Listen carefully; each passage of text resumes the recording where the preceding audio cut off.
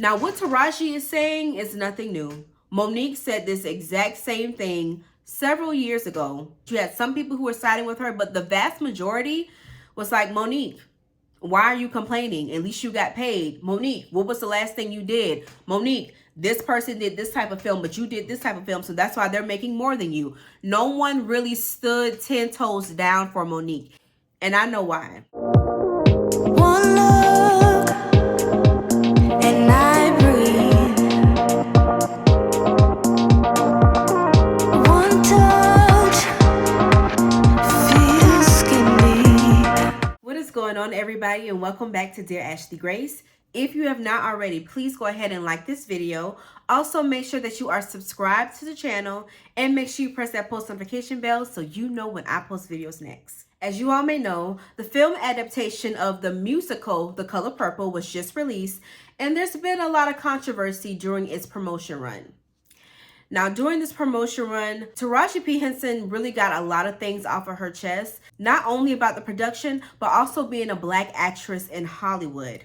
During the production run, the leading ladies of the film, Taraji P. Henson, Fantasia Barrino, and Danielle Brooks, were essentially voicing their grievances about the production aspect of this film. Now, Taraji went on record to say that during the filming process, they didn't have adequate trailers at first. When they first got on set, there wasn't any food, and they were expected to drive themselves to set. Now, while discussing pay equity amongst Black women in Hollywood, Taraji let it be known that her white counterparts get paid substantially more than she has ever seen for a movie. Even though she's Oscar nominated, she's Golden Globe winning, she's SAG winning, she's Critics' Choice winning. She has a lot of accolades and has been in the industry for over 20 years. Yet and still, with each project she goes up for, she has to fight as if it was the first one that she's ever done. And that's crazy to me. Taraji also voiced that she almost walked away from this role because of pay discrepancies. Now, in promoting this movie, Taraji P. Henson revealed that she hasn't seen a pay increase since she was in Proud Mary. And I believe that was in 2018. Fantasia and Danielle Brooks also second this and were really voicing the fact that Taraji was going hard for them to make sure that they got the things that they needed while they were on set. Now, the controversy comes in that Oprah Winfrey is one of the executive producers of this film. Not only is she one of the executive producers, also she was in the original film of The Color Purple. And on top of that, she's a Black multi-billionaire. So coupled with all of those things, you would think that the process of this film would have been seamless as far as the production was concerned. And it was not. And essentially because Oprah was the face of the promotion when it came to the producing side, all of the heat fell on her. And rightfully and unrightfully so. Now, there are other producers on this film, including Steven Spielberg and Quincy Jones. However, they didn't get as much heat. But I believe it fell on Oprah because she has been the one that's been outward facing, really promoting this movie with the cast. And also with that, Oprah has definitely faced a lot of controversy in the past for mismanaging actors and their feelings. Monique. Okay. Now, a lot of people are saying that since Taraji voiced her grievances, that it essentially spoiled the rollout of the movie. Now, The Color Purple, the musical, did have the second highest debut on Christmas Day in North America. So that is a good feat. However, the movie continuously dropped in sales and in tickets. I believe at this point, the movie has only grossed a little over $50 million and the budget was over $100 million. So they have not met their profit yet for this movie.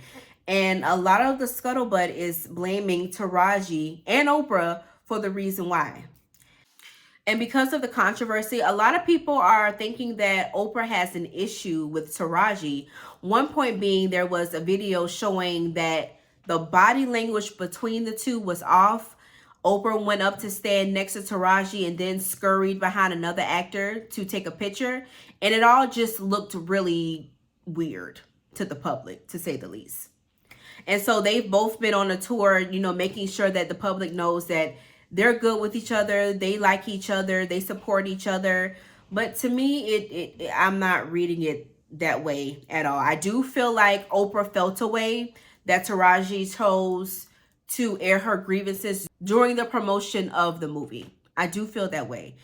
And I don't blame Taraji for airing out how she felt in her grievances. Could she have done it after the run of the promotion for the movie? She could have.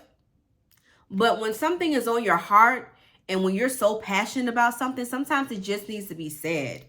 Now, what Taraji is saying is nothing new. Monique said this exact same thing several years ago. That some people who were siding with her, but the vast majority was like, Monique, why are you complaining? At least you got paid. Monique, what was the last thing you did? Monique, this person did this type of film, but you did this type of film, so that's why they're making more than you. No one really stood 10 toes down for Monique. Yet and still, Taraji and Monique were saying the same thing, and Taraji's plight is taken more into consideration than Monique's, and I know why. Because people just generally like Taraji better. Monique has created a reputation from people that she is hard to work with, hard to deal with, and it's not easily to say yes to everything that is given to her or approached to her with. And I think that is a load of crap. Monique has been saying, well, if I don't fight for this amount of money, how does that help the next black actress behind me? If I don't ask for this, how does it help the next black woman behind me? And it is so true.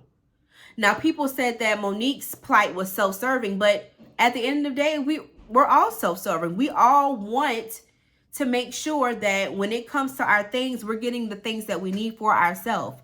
And if we get the things that we need for ourselves, then it sets a precedence that is going to also apply to the next person who comes behind us. So if Monique is self-serving, then also Taraji P. Henson is self-serving. Now, how Vivica A. Fox comes into play is that a reporter asked her the question of, is Taraji saying all of this the right time to discuss, and how does she feel about the situation? In a nutshell, she said that she's happy for her, that she's happy that she's standing up for the girls, and that she needs to speak her piece, but she's never had that issue. She's never had that problem. And in her words, she's good. I had no issue with what Vivica A. Fox said until they got to the last part of her statement. It just came off very crass and honestly a little stank. And it does nothing for the wage disparity when it comes to black actresses in Hollywood. And I think it also came from a point of fear, because she didn't want to say too much to where the checks that she is getting, she don't want those to be nipped in the bud. She also has had a long career in Hollywood. To me, working consistently, whether it was in big budget films or indie films or commercials or TV shows, whatever the case may be, she's had a really nice career. And I don't think she wants to rock the boat too much when it comes to that. But I just feel like it was very off-putting for her to speak it in that way. My overall consensus of this is this. People need to get paid more in general, not just in Hollywood. Black women need to get paid more in general, not just in Hollywood. And yes, I understand that in the industry, it's not just you collecting a check and you put it in your pocket. There's other people that you have to pay, agents, lawyers, managers, makeup teams, all that stuff. However, in the comma, even after all of that payout, your check is one check that someone will probably never see in their entire lifetime. And that's not to negate what's going on in the industry. We need to look at the workforce as a whole and do better, because people are struggling. Everybody is struggling. Everyone is feeling it, whether you make $10,000 a year or $10 million a year. So I say all that to say, let's get a pay increase, please, because we all need it and we all feel it. If you all have not already, please go ahead and like this video. Also, make sure that you are subscribed to the channel and make sure you press that post notification bell so you know when I post videos next. Thank you all so much for watching, and I will see you in the next one. Bye.